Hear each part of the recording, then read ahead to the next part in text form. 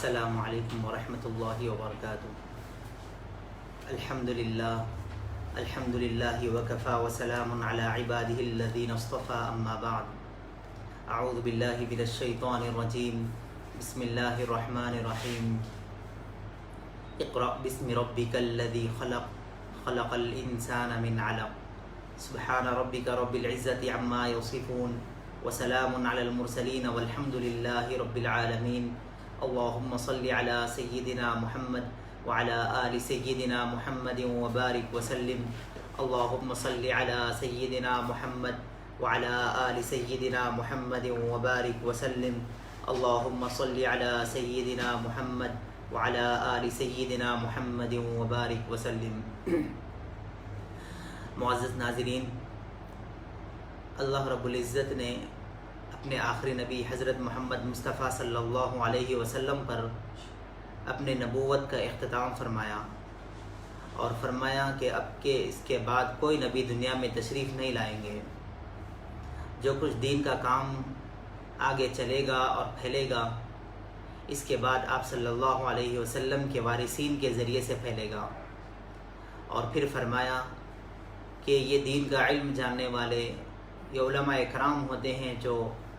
ان انبیاء اکرام کے وارث ہوتے ہیں اور یہ دین کی بات کو آگے پہنچائیں گے اور پھیلائیں گے۔ اور اللہ رب العزت نے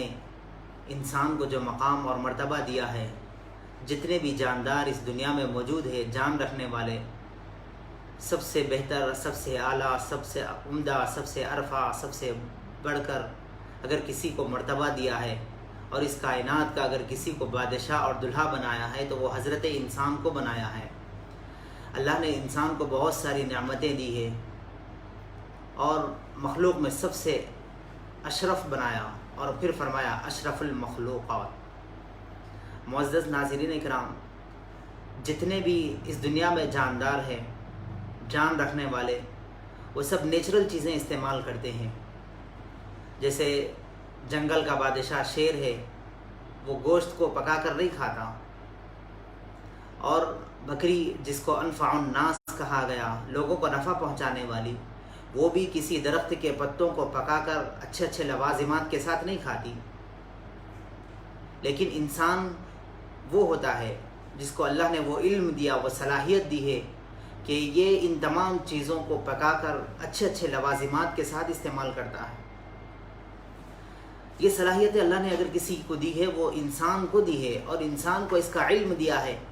کہ وہ ان چیزوں کو اچھی طریقے سے استعمال کریں۔ اور پھر فرمایا انسان کو کہ اے انسان، جتنی چیزیں ہم نے تم کو دی ہے اور یہ چیزیں جو ہم نے تم کو صلاحیت کے طور پر دی ہے، اس کا صحیح استعمال کریں۔ چنانچہ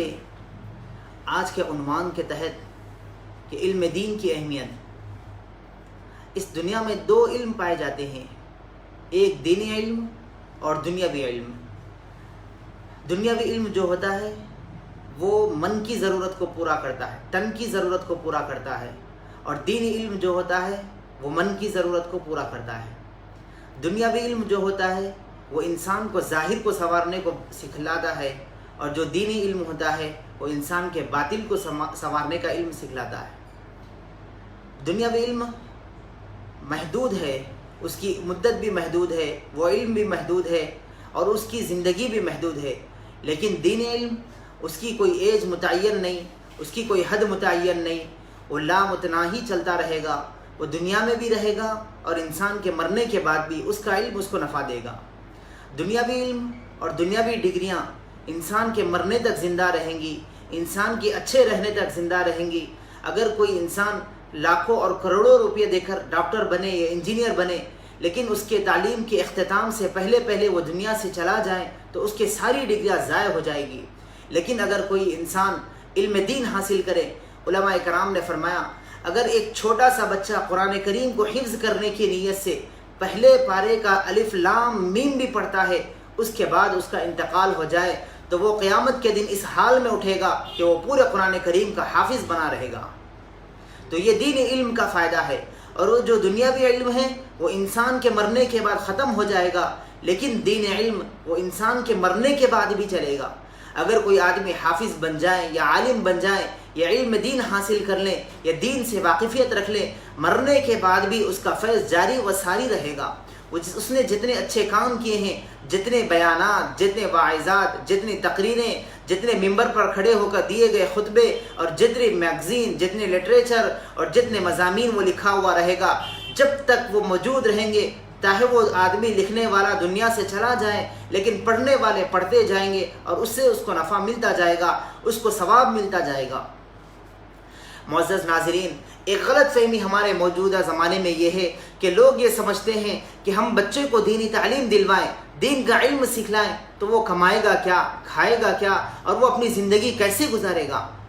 اللہ کے نبی صلی اللہ علیہ وسلم نے فرمایا، جس نے دین کا علم حاصل کر لیا وہ سمجھو کہ دنیا میں وہ کامیاب بن گیا اور آخرت میں بھی وہ کامیاب رہے گا۔ اور سورہ علق میں فرمایا، علم الانسان ما لم یعلم، اے انسان جس کو ہم نے علم دیا ہے اور وہ ایسا علم دیا ہے جس سے رب راضی ہو جائے، جس سے دنیا میں بھی بھلائی رہے اور آخرت میں بھی بھلائی رہے۔ اگر کوئی ایسا علم حاصل کر لے، سورہ علق کی تفسیر میں یہ کہا گیا، اللہ اس کو کبھی زندگی میں بھوکا نہیں مارے گا۔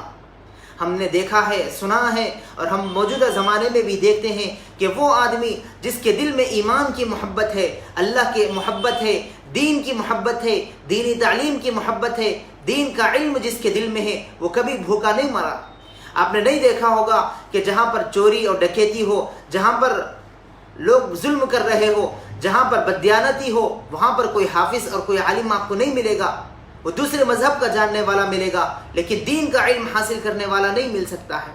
اور دین کا علم حاصل کرنے کے بارے میں فرمایا گیا کہ دین کا علم حاصل کرنے والے اور دین کا علم حاصل کروانے والے یہ غلط گمان میں نہ رہیں کہ اگر ہمارا بچہ دین کا علم حاصل کر لے تو وہ دنیا سے تو چلا جائے گا، وہ دنیا سے ختم ہو جائے گا، دنیا میں اس کے کوئی مقام نہیں رہے گا، اس کی عزت نہیں رہے گی۔ اللہ نے فرمایا، اگر کوئی بندہ اپنی بیوی کو چھوڑ کر، اپنے بچوں کو چھوڑ کر وہ دین کی طرف آ جائے تو ایسا اس کا آنا یہ ظلم رہے گا، اور ظالم کو کبھی اللہ ہدایت نہیں دے سکتا۔ اللہ نے فرمایا، اپنی بیوی کے ساتھ، بچوں کے ساتھ، معاشرے میں رہ کر، محلے میں رہ کر، اپنے اعزاء اور اقرباء میں رہ کر دین کا علم حاصل کریں، دین کی تعلیم کو آباد کریں، اور دین کو جو شخص آباد کرنے والا رہے گا ایسے شخص کو ولایت کا درجہ ملے گا۔ آج ہم دیکھتے ہیں کہ گھروں میں رہنے والی مائیں اپنے بچوں کو مدرسوں کی طرف سے اتنا دور کر بیٹھی ہیں۔ انگریزی تعلیم کا، جس کو ہم اپنی زندگی کا معیار سمجھتے ہیں، انگریزی تعلیم، انگریزی میں بات کرنا جس کو ہم اپنا معیار سمجھتے ہیں اور انگریزی تعلیم کو ہم سب سے اونچا سمجھتے ہیں، کوئی عالم دین یہ فتویٰ نہیں دے سکتا کہ ہم اپنے بچے کو ڈاکٹر نہ بنائیں، انجینئر نہ بنائیں، اچھے دنیاوی خادم نہ بنائیں، بلکہ یہ کہا جاتا ہے کہ آپ اپنے بچے کو پہلے دین کی تعلیم دیں، اس کے بعد پھر دنیاوی تعلیم میں آگے بڑھوائیں۔ ہم نے اپنے بچوں کو دنیاوی تعلیم میں آگے بڑھانے کے لیے لاکھوں کوششیں کی، منتیں کی، حاجتیں کی، مرادیں پوری کرنے کے لیے تمنائیں اور آرزوئیں رکھی، لیکن کسی ماں کے دل میں، کسی باپ کے دل میں یہ خواہش کبھی پیدا نہیں ہوئی کہ میں اپنے بچے کو حافظ بناؤں، عالم بناؤں، تاکہ قیامت میں بھی میرا مقام ایسا ہو کہ میرا بچہ جس لائن میں کھڑا رہے، جہاں پر حفاظ کی لائن ہو، وہاں پر اللہ کی طرف سے یہ اعلان ہوگا کہ ایک میرے چہیتے نبی کی ایک لائن ہوگی جس میں قیامت تک کے آنے والے تمام حفاظ کرام بھی ہوں گے اور ان کے والدین بھی ہوں گے، اور سننے کو ایسا مقام دیں گے اور ان والدین کو ایسا تاج پہنائیں گے کہ وہ قیامت کے دن جب وہ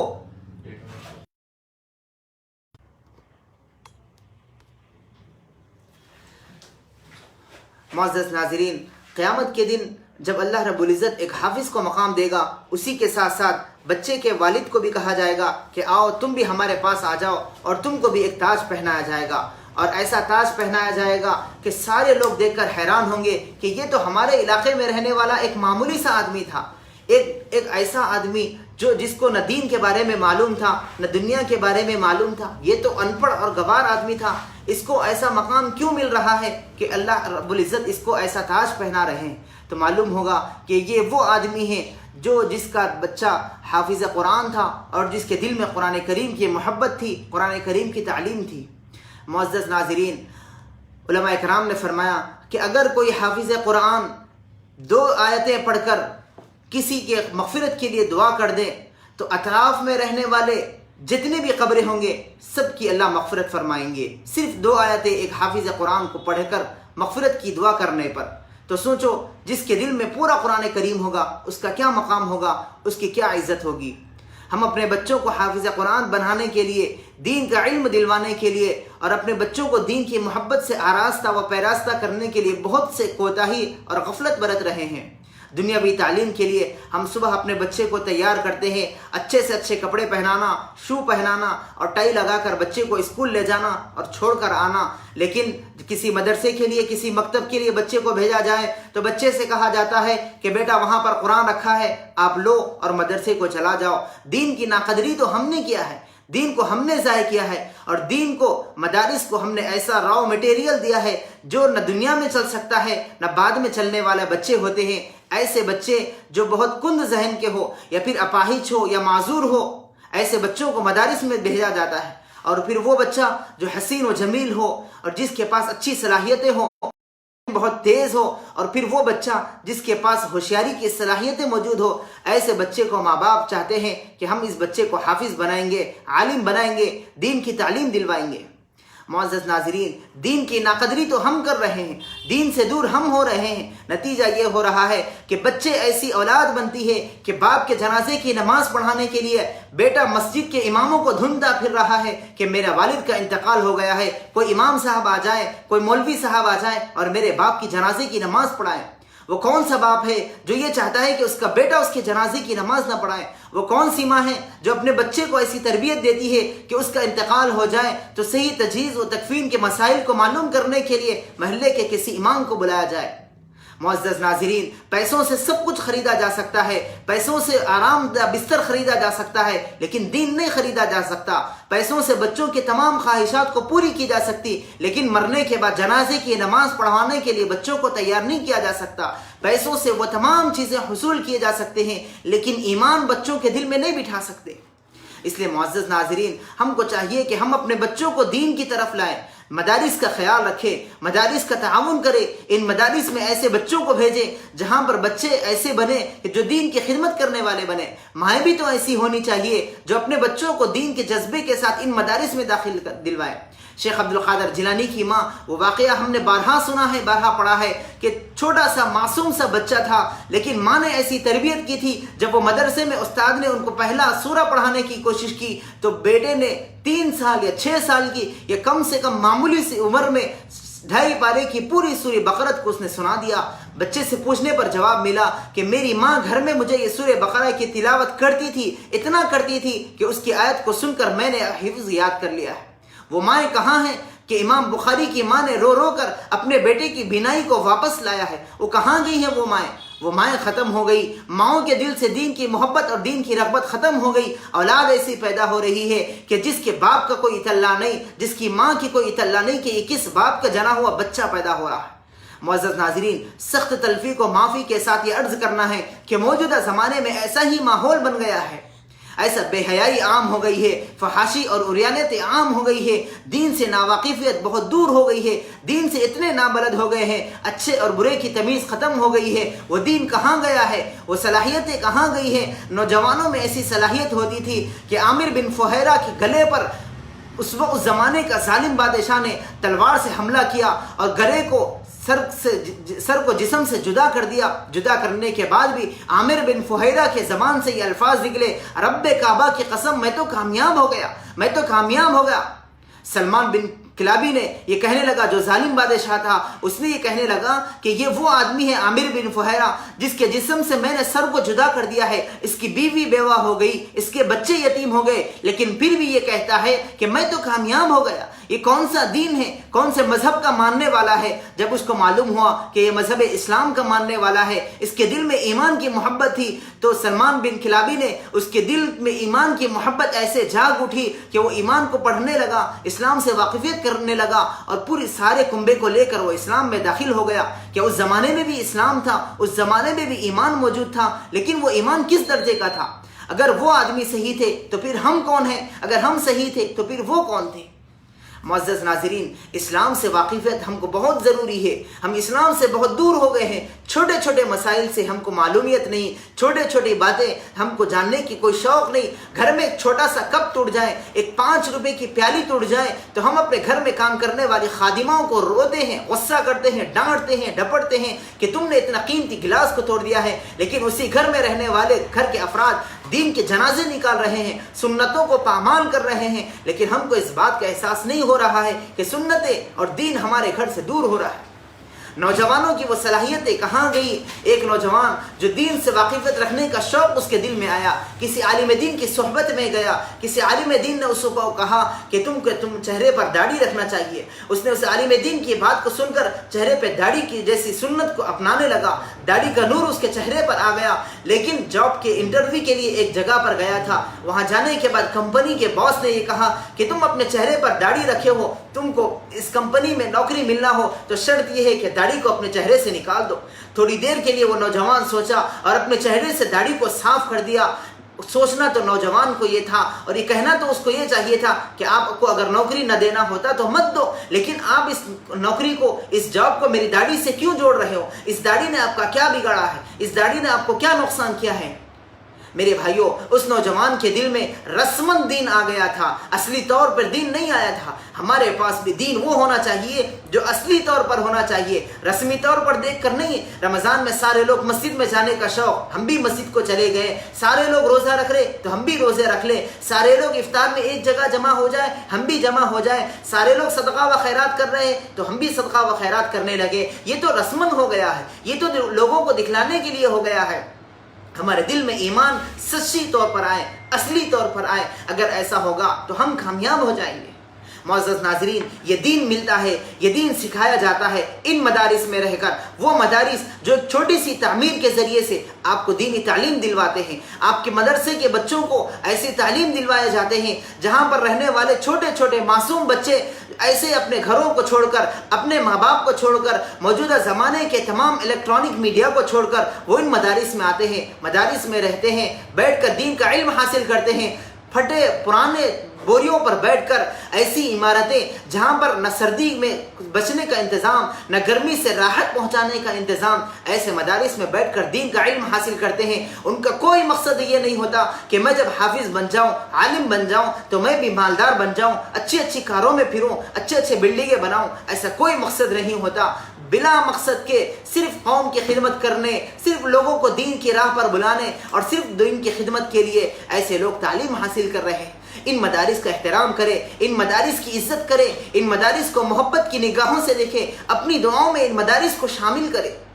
کتنے لوگ ایسے ہیں جو ایک وقت مدرسے میں جائیں اور مدرسے میں رہنے والے بچوں کے پاس بیٹھے، ان کے دسترخوان پر بیٹھے اور اپنے ساتھ میں لایا ہوا ٹفن نکال کر ان چھوٹے چھوٹے معصوم یتیم بچوں کے ساتھ کھانا کھائے اور پھر اپنے دل پر یہ سوچے، اے اللہ، یہ کتنے چھوٹے چھوٹے معصوم بچے ہیں جو ان مدارس میں بیٹھ کر تیرا دین علم حاصل کر رہے ہیں، تیرا قرآن پڑھ رہے ہیں۔ مجھے تو اس بات کی توفیق نہیں ہوئی تھی کہ میں دین کا علم حاصل کروں، میں قرآن کا علم حاصل کروں، لیکن یہ بچے علم حاصل کر رہے ہیں۔ اے اللہ، ان کے ذریعے سے ساری دنیا میں دین کا کام کو پھیلا دے۔ کتنے لوگ دعائیں کرنے والے بنے۔ ہم تو یہ ہے کہ ان مدارس کو تو برا کہہ رہے ہیں، ان مساجد کے خلاف ہے، ان مدارس کے مکاتب کے خلاف ہے، ان علماء کرام کے، ان حفاظ کرام کے خلاف ہے۔ میرے بھائیوں، اگر ہم کسی کے ساتھ، خاص کر علماء کرام کے ساتھ، اگر ہم اچھائی نہ کریں تو نہ کریں، لیکن برائی بھی ان کے ساتھ نہ کریں۔ یہ لوگ وہ ہیں جو گھروں میں رہنے والی عورتوں کو بھی حیا کی تعلیم دیتے ہیں، پردے میں رہنے کی تعلیم دیتے تھے۔ کون سے لوگ تھے، کون سے صحابہ تھے جن کو ان مدارس سے یہ تعلیم ملی تھی، یہ تربیت ملی تھی کہ گھر میں رہنے والی ایک عورت کا ایک جسم کے ایک حصے کو گھر سے باہر اپنی زندگی کے کسی بھی لمحے میں باہر نکلنے نہیں دیتے تھے۔ ایک حاجی صاحب کے پاس عدالت میں ایک واقعہ پیش آیا کہ ایک عورت نے آ کر شکایت پیش کی کہ میرے خاوند نے مجھے مہر ادا نہیں کیا۔ خاوند کو بھی دربار میں بلایا گیا، عدالت میں بلایا گیا، اور پھر یہ کہا کہ جو مدعی ہے، یعنی جو عورت دعویٰ پیش کی ہے، اس عورت کو چاہیے کہ وہ اپنے نقاب کو اٹھائے اور پھر اس خاوند سے کہیں کہ اس نے میرا مہر ادا نہیں کیا۔ وہ مرد کی غیرت جاگنے لگی، وہ مرد دین کا علم رکھنے والا تھا، اس کی غیرت جاگ اٹھی اور یہ کہنے لگا عدالت کے کہ جج صاحب، میں اس کو دوبارہ مہر دے دوں گا، لیکن میری غیرت اس بات کو گوارا نہیں کرتی کہ میری عورت کہ میرے عورت کے چہرے سے پردہ اٹھایا جائے اور سارے نامحرم لوگ بیٹھ کر اس کے چہرے کو دیکھیں۔ یہ تعلیم کہاں سے ملی؟ یہ تعلیم ان مدارس سے ملی ہے۔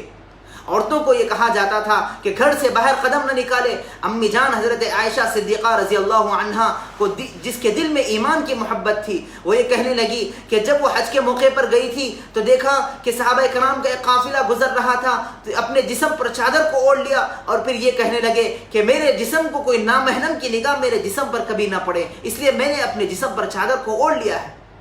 پھر خادمہ آ کر کہنے لگی امی جان حضرت عائشہ رضی اللہ عنہا سے کہ خادمہ کہنے لگی کہ میں نے حجر اسود کو بوسہ لے کر آیا ہے۔ تو حضرت عائشہ صدیقہ رضی اللہ عنہا فرماتی ہیں کہ تجھے اس بات کا ثواب نہ ملے، تجھے حجر اسود کو بوسہ لینے کا تعظیم اور تکریم کرنے کا کوئی ثواب نہ ملے، اس لیے کہ جس جگہ پر نامحرم مرد نے بوسہ لیا ہو تم عورت کو اجازت نہیں کہ وہاں پر بوسہ لے۔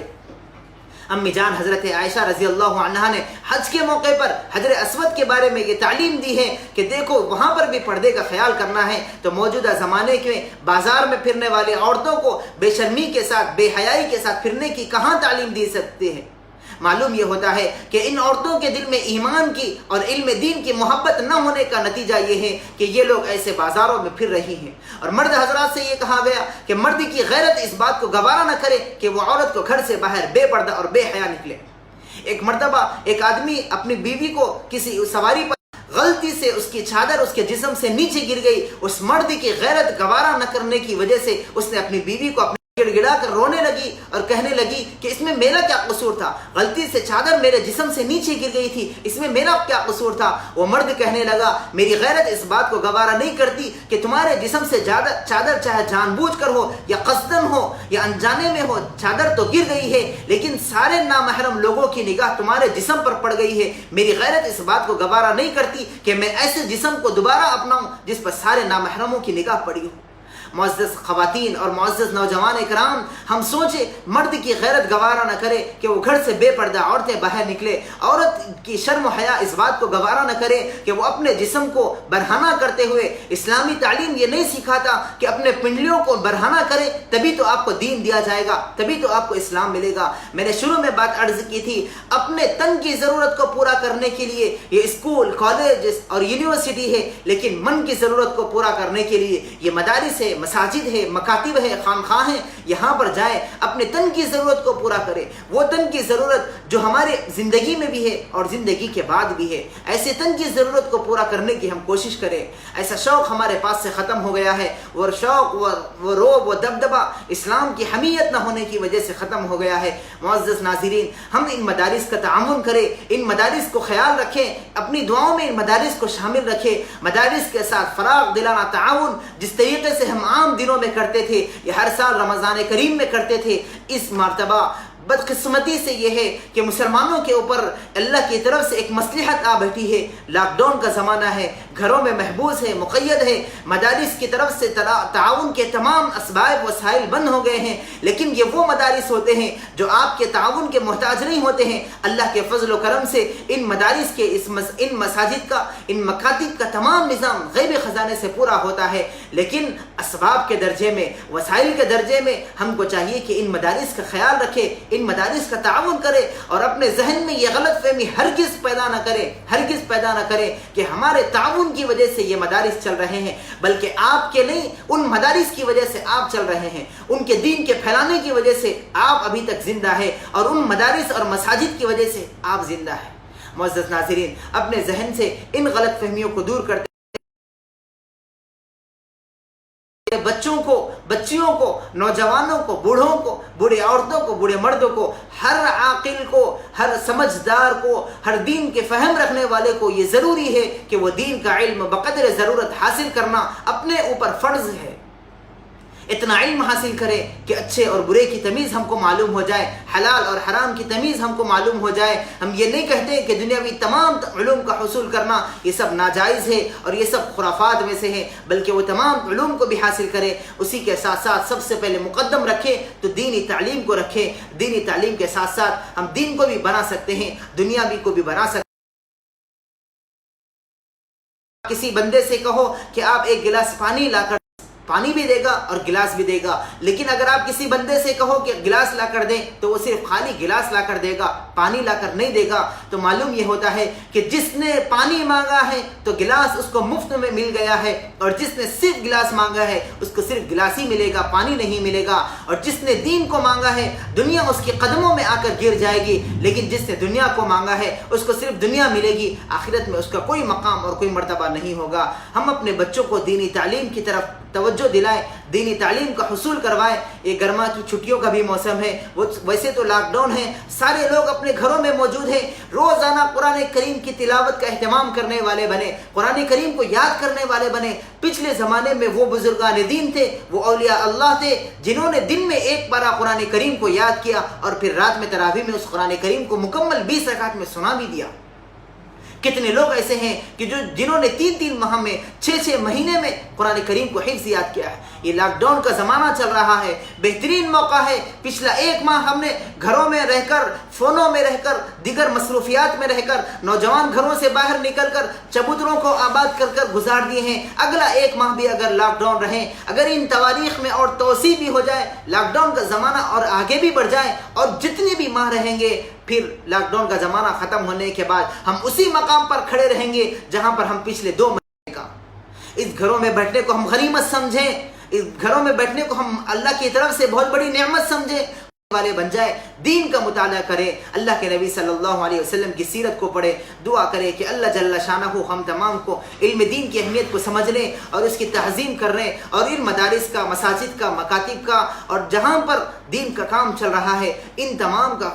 فراغ دلانہ تعاون کرنے کی اللہ ہم سب کو توفیق عطا فرمائے. موجودہ زمانے میں تمام اسباب کے درجے میں, وسائل کے درجے میں یہ تمام چیزیں بند ہونے کی وجہ سے لوگوں کے پاس تو ہیلے اور بہانے بہت مل گئے ہیں کہ ہم مدارس کا تعاون کہاں سے کریں گے, مدارس کا خیال کہاں سے رکھیں گے. لاک ڈاؤن ہے, کمائی کا ذریعہ بند ہو گیا, گھر سے باہر نکلنے کے اسباب بند ہو گئے ہیں. میرے بھائیوں, ایسا ہرگز نہ سمجھے اگر ہم ان مدارس کا تعاون نہ کریں اور ان مدارس کو آگے بڑھنے میں ہم اگر تعاون نہ کریں گے, ان کا خیال نہ رکھیں گے, تو یاد رکھیں یہ دین کے قلعے ختم ہو جائیں گے. جب دین کے قلعے ختم ہو جائیں گے تو پھر ہم سب سے دین کا خاتمہ ہو جائے گا. اللہ ہم سب کو کہنے سننے سے زیادہ عمل کی توفیق عطا فرمائے. وآخر دعوانا ان الحمد للہ رب العالمین.